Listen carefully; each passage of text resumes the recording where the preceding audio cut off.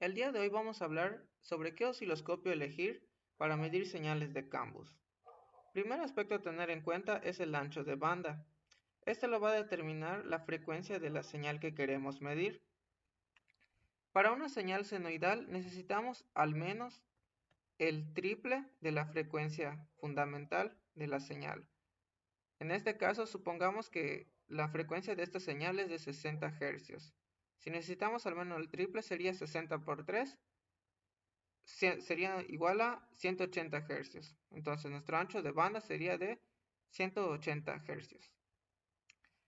Para una señal cuadrada, la cosa cambia, porque aquí necesitaríamos al menos 5 veces la frecuencia de la señal fundamental. En este caso, supongamos que también es de 60 Hz nuestra señal cuadrada. Pero aquí va la explicación. Nuestra señal cuadrada la componen varias ondas senoidales. En este caso, la primera onda senoidal que la va a conformar es la frecuencia que tiene nuestra señal cuadrada. En este caso, que se llama fundamental y es de 60 Hz, como habíamos dicho. Después va lo que se le llama el segundo armónico, que es el doble de la frecuencia fundamental, es decir, que es 60 por 2, 120 Hz. Después le va el tercer armónico. El tercer armónico sería el triple de la frecuencia fundamental, entonces sería 60 por 3, 180 Hz. Y así nos vamos yendo. Mientras más ondas senoidales la compongan, mejor, porque más se va a parecer a una señal cuadrada. Entonces es por eso que se recomienda que sea mínimo 5 veces la frecuencia de la señal cuadrada, porque así tenemos más información y se va a parecer más a una señal cuadrada. Es decir, tendríamos hasta el quinto armónico. Pero si tuviéramos más armónicos, o sea, 9 veces la frecuencia de la señal cuadrada, sería mucho mejor. Eso es con el ancho de banda. Otro aspecto a tener en cuenta sería el sample rate. ¿Qué es lo que pasa con el sample rate? Es como tomar fotos a la señal en cada periodo de tiempo. Es decir, si yo, por ejemplo, mi señal es de 60 Hz y tomo únicamente una foto en cada periodo, simplemente voy a ver una línea totalmente recta, lo cual no se parece ni un poco a la señal original que esperaba yo ver. Entonces, aquí no podemos tener una velocidad de muestreo o sample rate que sea la misma frecuencia de nuestra señal. Hay algo que se llama teorema de Nyquist que nos dice que al menos debe ser 2 veces la frecuencia de la señal de nuestra onda. En este caso, seguimos teniendo 60 Hz, pero ya tomamos 2 muestras por cada periodo de tiempo de la onda. Entonces, vemos que poco a poco se va pareciendo a la frecuencia o a la onda original, ¿no? Si tuviéramos más muestras de esa onda, cada vez se vería más detallada y se parecería aún más a la original.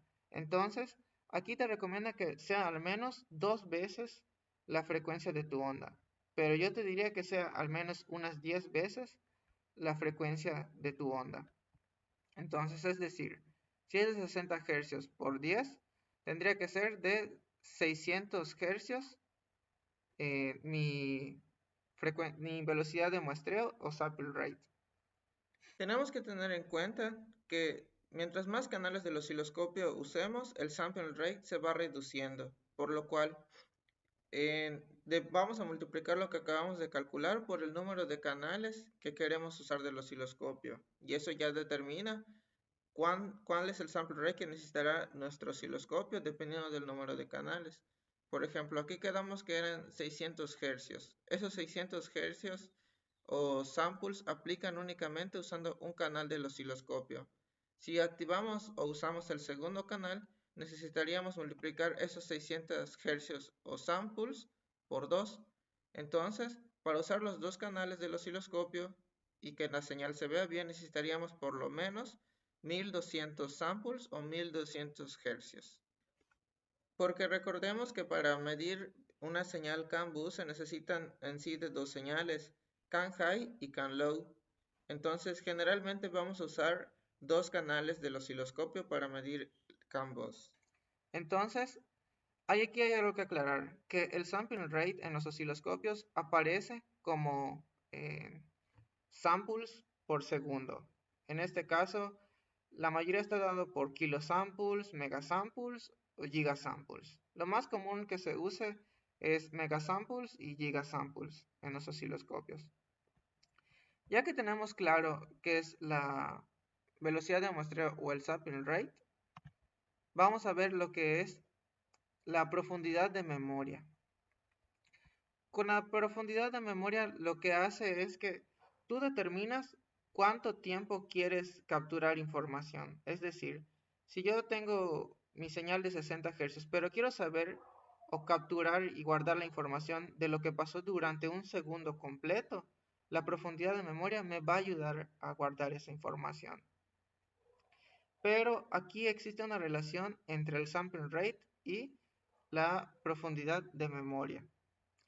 Y esta es que si tenemos una menor cantidad de memoria, vamos a poder capturar generalmente más datos a menor cantidad de muestreos, o sea, menor sample rate. Y si tengo más memoria, voy a poder capturar más datos a mayor sample rate. Para entenderlo un poquito mejor, esta relación, tenemos aquí unas fórmulas. Si usamos nosotros la calculadora y buscamos la ficha técnica de nuestro osciloscopio, voy a buscar en el caso el mío, vamos a poder encontrar cuánto es la profundidad de memoria que tiene y la cantidad de muestreo que tiene nuestro osciloscopio. Con nuestra ficha técnica en mano, podemos checar los datos. Aquí tenemos que la profundidad de memoria, que es esta que dice Storage Depth, es de 128 kilopuntos, porque así se mide. Y el sample rate es de 500 megasamples. Con esta información en mano, podemos proceder a usar las fórmulas de aquí para conocer cuál es la relación entre la memoria, el sample rate y el tiempo.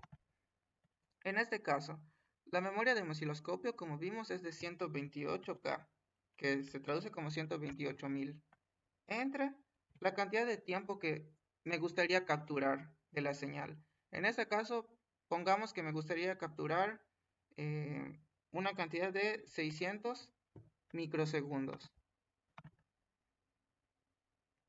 ¿Ok? Y nos da que nuestro sample rate es de 213 megasamples. Entonces, ¿qué es lo que pasaría si nosotros disminuimos la cantidad de memoria del osciloscopio o la cantidad de samples que va a tomar? Vamos a verlo. En vez de 128K, que es el máximo de mi osciloscopio, voy a ponerle 50K de memoria. Entre el tiempo que vamos a poner la misma cantidad de tiempo, que van a ser 600 microsegundos.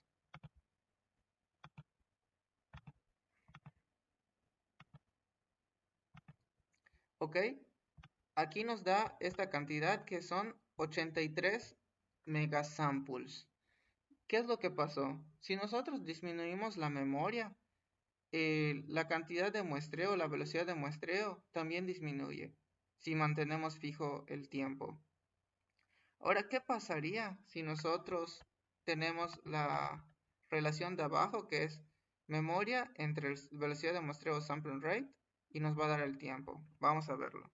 Si utilizo el máximo de mi osciloscopio, que son 128K de memoria, entre el sample rate máximo que tiene mi osciloscopio, que es de 500 megasamples, ok, entre 500 megasamples, eso nos va a dar un total de tiempo máximo que puedo capturar de 256 microsegundos. Pero ¿qué es lo que pasa si yo disminuyo, por ejemplo, el sampling rate? Vamos a verlo. Voy a dejar la misma cantidad de memoria, la máxima de mi osciloscopio, y disminuyo la cantidad de sample rate a la mitad, 250 megas samples. ¿Ok? Como se dan cuenta, ¿qué es lo que pasó? Cuando yo uso un 250 megasamples, puedo capturar 512 microsegundos. Pero cuando yo uso 500 megasamples, que es más sampleo, puedo usar menos cantidad de tiempo, que son 256 microsegundos. ¿A qué se debe esto? Esto se debe a que a 500 megasamples uno está capturando muchísima información, son muchísimos puntos en esta cantidad de memoria. Entonces, para poder guardar esa información que es demasiada y de la memoria, tiene que bajar la cantidad de tiempo que se puede almacenar.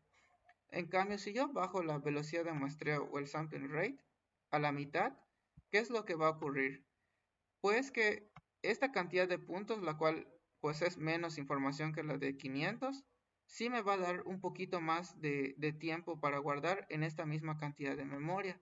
Es lo que observamos aquí. Entonces, estas son las cosas que tenemos que tener en cuenta de la relación que existe entre la memoria, profundidad de memoria, y el sampling rate y el tiempo, porque lo vamos a usar en el osciloscopio.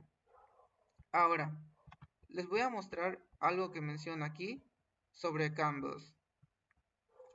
Si nosotros en CAN bus tenemos una señal de 500 kilobits por segundo, nuestra frecuencia de la señal cuadrada va a ser de 500 kilohercios. Entonces, si usamos la teoría que acabamos de ver, nuestro ancho de banda del osciloscopio debe de ser de 500 kilohercios por, ya sea puedo usar por 5 veces la frecuencia de mi señal o 9, la que yo guste. En este caso voy a usar 9 veces porque sería lo recomendable. Ok, aquí ¿qué fue lo que me dio? Aquí me dio que debe ser de 4.5 megahercios el ancho de banda de mi osciloscopio. Entonces ya tengo este primer dato, lo cual está muy bien. ¿Qué es lo que sigue? Ya que tengo el ancho de banda, necesito calcular el sampling rate. ¿Cómo calculaba el sampling rate? Bueno, el sampling rate quedamos que debe de ser por lo menos 2 veces la frecuencia de la señal, pero en este documento nos muestra o nos indica que por lo menos si queremos decodificar el CAN bus debe ser un mínimo de 4 veces la señal de nuestra onda. En este caso, si es de 500 kilohercios por 4 veces, nos debe dar un total de ¿cuánto? De 2 megasamples. Eso si queremos decodificar la señal del CAN bus. Ahora, si nosotros queremos medir pues digamos que las señales de ruido o los puntos máximos del CAN bus a nivel físico, necesitamos que sea por lo menos 100 veces esa frecuencia. Entonces, sería esto por 100. Tenemos un total de 50 megasamples. Ahora, si lo queremos medir a nivel físico para ver los picos de señales que tiene el CAN bus y qué es lo que está pasando con el ruido y así todo muy detallado.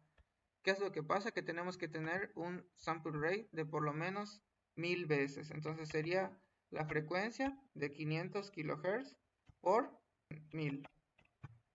En este caso me va a dar un total de 500 megasamples para poder medirlo. Entonces vamos a proceder con el osciloscopio. Aquí yo ya tengo una señal de CAN bus hecha por un microcontrolador. En este caso por eso se ve de esta forma, no se ve realmente cuadrada. Pero vamos a aplicar la teoría. Si yo quiero averiguar cuánto es el máximo de tiempo que yo puedo capturar una señal adecuadamente con mi máximo de memoria y mi máximo de sample rate, usamos esta fórmula de abajo. Vamos a ver si se logra ver. Ok, ya estamos viendo la calculadora. Entonces, la fórmula es cantidad de memoria entre el sample rate. Entonces, la cantidad de memoria o profundidad de memoria de mi osciloscopio es de 128 kilopuntos. Eso entre el sample rate de mi osciloscopio, que es de 500 megasamples.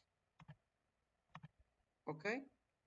Esto me va a dar la cantidad de tiempo máxima que puedo capturar en el osciloscopio y poder verlo de manera detallada al hacerle zoom. Entonces vamos a aplicarlo. Nos dice que son 256 microsegundos el tiempo total que puedo capturar. Ok, vamos a ver. Si yo tengo 50 microsegundos por división en el osciloscopio, entonces, ¿cuántas divisiones tengo? Tengo 1, 2, 3, 4, 5, 6, 7, 8, 9, 10, 11, 12. Tengo 12 divisiones totales en la pantalla. Entonces, vamos a multiplicar 50 microsegundos. Ajá. Eso por 12.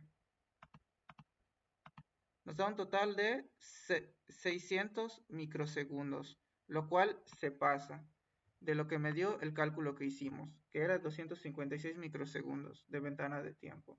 Entonces vamos a bajar el tiempo que vamos a capturar a 20 microsegundos por división y hacemos el cálculo. Entonces, 20 microsegundos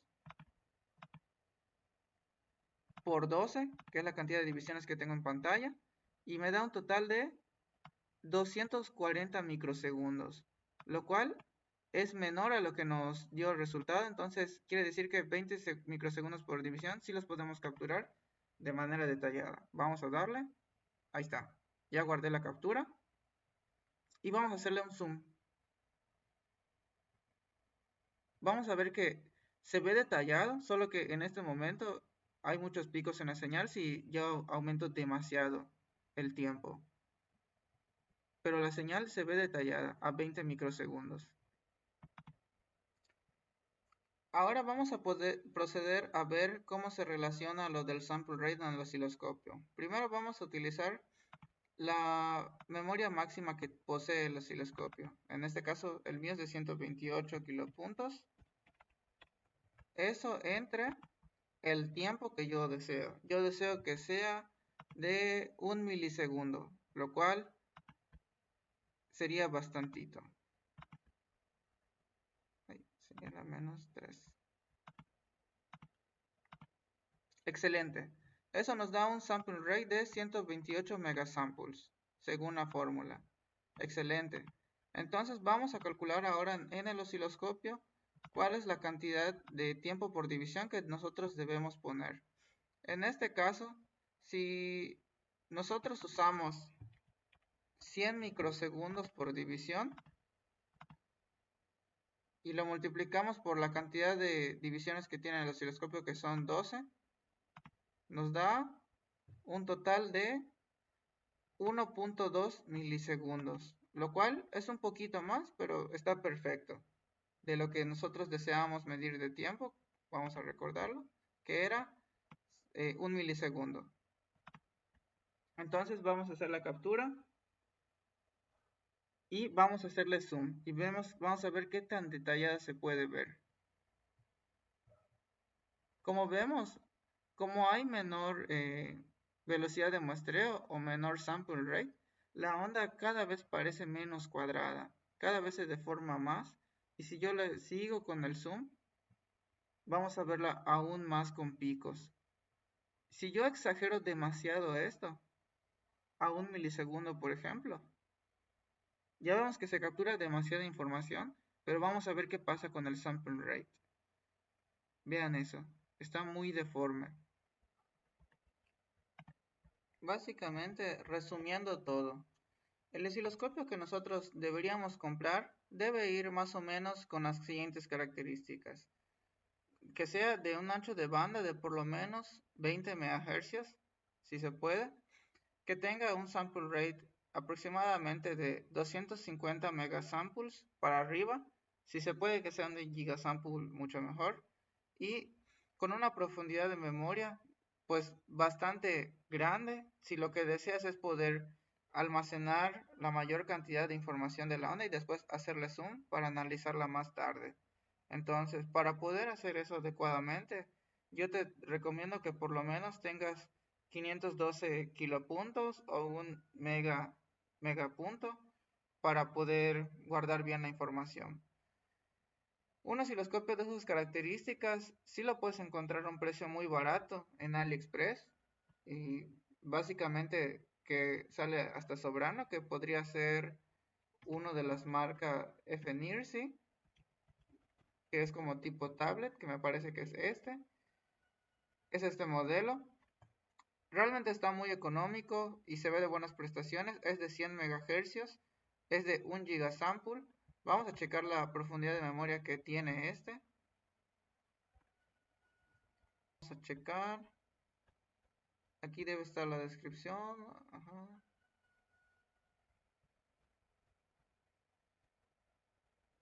Ok, por aquí debe de estar. Ok, ahí está. Profundidad de almacenamiento o de memoria es de 240 kilobits, lo cual está bastante bien. Es el doble que lo que tiene mi osciloscopio, que es este azulito de aquí.